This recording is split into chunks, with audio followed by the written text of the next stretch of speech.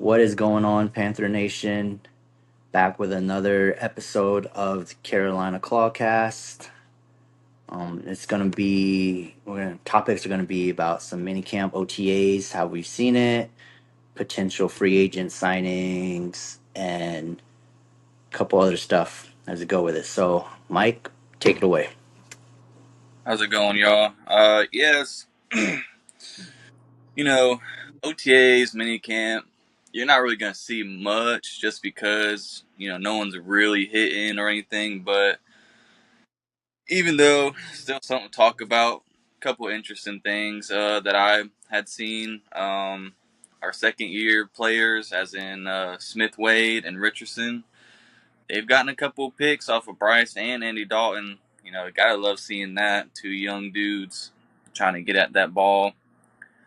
Um, what else? Uh, Moreg, new addition. He had a pick or two throughout minicamp and OTA, so you gotta love seeing that. Looks like our defensive backs are really flying around the ball as best they can. So hopefully that transitions into a pretty decent defense. I'm not gonna set the bar too high just because of how bad we were last year, but we should definitely be a lot better from just what we're seeing now. Something that happened, was it last week? I think it was last week. Our boy Shaq Thompson finally got. Yeah, I just want to bring that up. Got a lot of love for Shaq. Now he's with the Bills, or Carolina Bills. Carolina Bills. Yeah, pretty much. Um, Happy for him. There's that corner, Bartholomew, or however you say that dude's name. Bartholomew. He had a pick. Well, from what I've been seeing, the really high on him. So we'll have to see how that is. Maybe that's why we didn't draft a corner, or why we ain't picked up a corner. Mm-hmm. And I did see a lot of people were saying Smith Wade was the most impressive player throughout minicamp and OTAs. So looks like he's gonna have a lot riding on his shoulders come the real practice and when we start get on the field going against other people. Yeah. Which thinking about it now, I think we played two. Well, not we have two joint practices, I believe. I think one is against the Jets, right? Yeah, and I want to say the other one's against with the Texans as well. Yeah, the Texans. I think we might have one just against the Texans. So I think it's. I know for sure it's the Texans. I'm not quite sure on who the other team is, but I know it is the Texans, which should be a pretty good, joint practice. Bryce Young, C.J. Stroud. Their connection, their friendship, and how it's going to be. Should be really exciting. Um, yeah, man. Couple other things that I was seeing. Morrig had a pick six. They were playing him in safety, linebacker, nickel. They just playing him everywhere. So looks like we're gonna continue that trend that he had last year, where he played everywhere. So that'll be great. So maybe that also, with him playing everywhere, is whenever they got him in the box, we could possibly see Ransom and Richardson out there. We got all three of them out there at the same time. Just saying. yeah, Um, the kicking situation, they were you get one day, then you get the other day, and they were going off and on. yeah, Wednesday, Fitzgerald, he went 5 for 5. And then last Tuesday, Wright went 3 of 5. So you know, yeah. I seen that Fitzgerald. He was. I think the longest he made in the minicamp was like over. I want to say around a little bit past 55, like between 55 and 59. Which, if he can keep kicking like that, I mean, I think we finally found our replacement at kicker. Because we know Eddie P last year. He was okay. I'm not gonna say he was great, but he was okay for what he did for us. Yes, there was a couple of missed extra points, missed field goals for the win, but I mean, he was the most accurate kicker once Justin Tucker missed all those field goals. But towards the end, like watching him kick, he didn't look like the most accurate kicker. So Eddie P did decent enough with us for the last couple years, but I'm excited and waiting to see Fitzgerald in like real time, like kicking field goals, like people coming after him. Like it's gonna be fun to watch. Uh, Kickers are people too, man. Like I'm always big on kickers. You know, without them, I mean, the games wouldn't be as close or wouldn't get that extra point, and everyone would just keep going for two, which most of the time wouldn't end up well. So, kickers are important. Kickers are people too, and I'm excited for the two kickers we have. I do see Fitzgerald being our starting kicker once the season rolls around. So, I'm looking forward to that. I mean, because believe it or not, we haven't had a real kicker since well, it was John Casey and then Graham Gano. Those are like our last two like real kickers that we've had for a while. I mean, John Casey, one of the greatest kickers in Panther history. I mean, even though he shanked that freaking kickoff against the Patriots in the Super Bowl, and then they went on and won that one, but we're not going to talk about that. Yeah. Do you see the kicking competition going into the preseason? Yeah, I Uh, do see. I feel like like when the preseason starts, I feel like Fitzgerald will be the main like kicker for us, and then they'll probably do like rest the starters after like one or two quarters, and then put the other half in. Like that's how I see it. I mean, how much do you realistically see Bryce Young playing in preseason? Because remember last year he didn't. He barely played. He played one drive. yeah, I definitely want to see a lot more than that. I wasn't too happy about that last year, um, but I think that maybe in the first preseason game, he should get two drives. Third or second game, he should get a quarter, and then just depending on how everyone is feeling, he can do another quarter or possibly a quarter and a half. I just want him by the time week one is one time once we get to week one, I want him already in like that football atmosphere. He's That back. dog mode. Yeah, he's comfortable, ready to go and get at it. He don't got to shake off that rust and look how bad we started out last year. Them first two games, it was just horrible. I don't want that. I I want don't. I don't want that either. and give him a chance to get connections with um, Nola, possibly even Evans. I got him possibly being the number two tight end, just depending on Yeah. how Tommy Trimble is. Um, but and get shake off some of that rust. Yeah, honestly, I see Jatavion Sanders going in as a starting tight end. I think Evans and Trimble would be going for like the number two spot, unless they run a two tight end formation. Then of course it's going to be Sanders and Trimble. But I do feel like Evans, he'll make a run for it. He'll make a run for at least start because according to the NFL analysts and some other people around, they say he could be the next Gronk. Do I see that? I mean, he's got the height for it. I mean, he was a college basketball player, but I mean, he's tall. I mean, he looks like he's got the hands in some of the clips I've seen.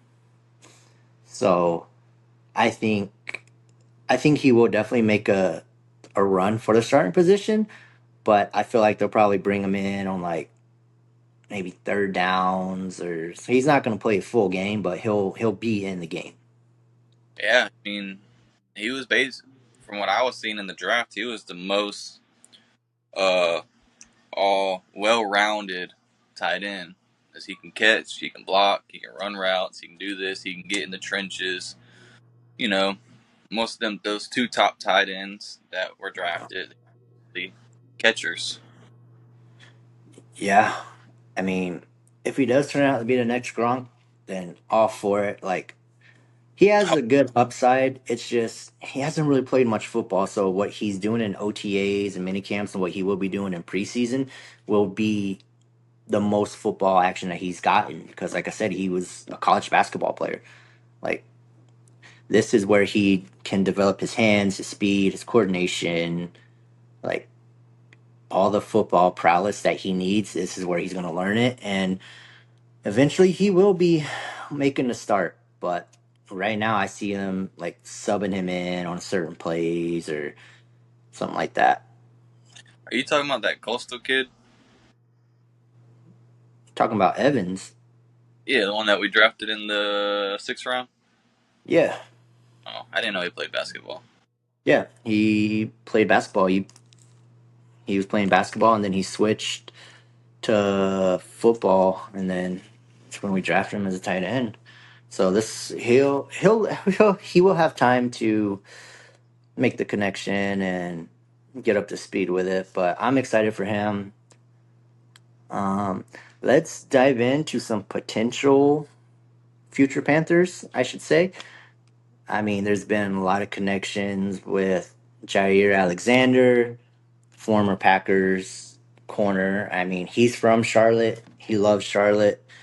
I wouldn't mind him coming to Carolina, coming home, and then just doing good because even our defensive coordinator, he was doing an interview in one of the after the OTAs, and a fan was like, "Oh, Jair Alexander," and he pointed and nodded like an acknowledgement. So maybe Alexander, or also, I mean, there's been heavy links with Justin Simmons, but as far as I know, it was just a phone call and nothing came from that yet. So I don't know if they're gonna like invite him out or sign him. But I feel like if we get Alexander or Simmons, I think that I mean we're locked down on corners. Like our secondary is going to be great.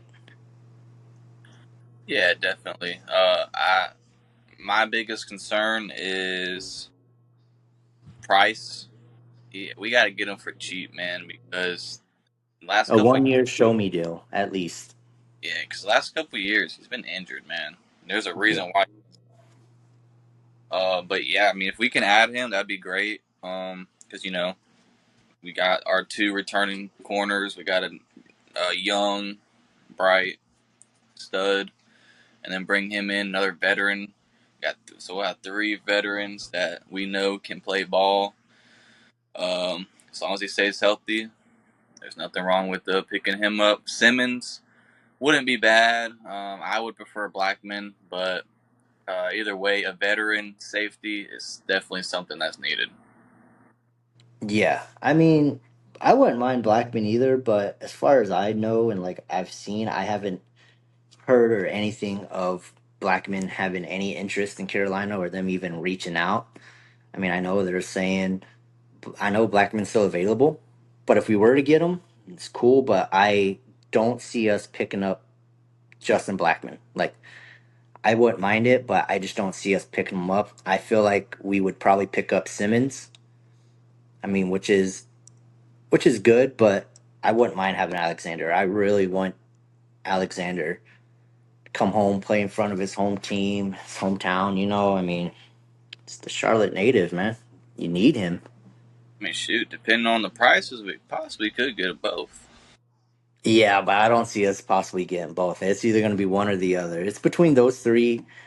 Probably take whichever one's cheaper because we still have to pay our other players and make some more free agent signings. I do feel like if any of them were to get picked up, I feel like it's going to be just a 1 year show me deal. Like, all right, go out there for this year, show me what you can play, and if you do good, and if you're on it, then we'll extend you or restructure your contract or whatever it may be. Like I feel like it's gonna be a 1 year deal for either of them.